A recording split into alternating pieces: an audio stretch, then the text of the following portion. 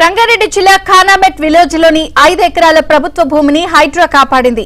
చార్మినార్ నుంచి HITEX exhibition centre కు వెళ్లే మార్గంలో అత్యంత విలువైన భూమిని కాజేయాలని కొంతమంది ప్రయత్నించారు. అక్కడ 2 తాత్కాలిక షెడ్లు వేసి ఒక గదిని కూడా నిర్మించారు.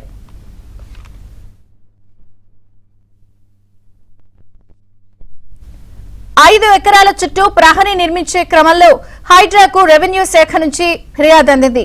ఎన్నో ఏళ్లుగా ఈ భూమి తనదిగా చెబుతూ ఎవరిని అటువైపు రానియకుండా అడ్డుకుంటున్న పరిస్థితుల్లో శేర్లింగంపల్లి రెవెన్యూ అధికారుల విజ్ఞప్తితో హైడ్రా రంగంలోకి దిగింది.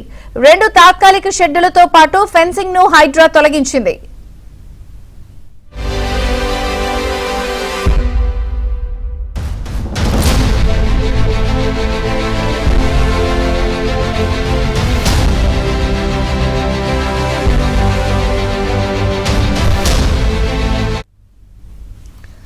అనంతరం భూమి చుట్టూ హైడ్రా ఫెన్సింగ్ వేసింది.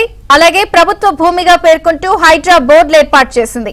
ఈ భూమి విలువ 1000 కోట్ల రూపాయల వరకు ఉంటుందని అంచనా వేశారు.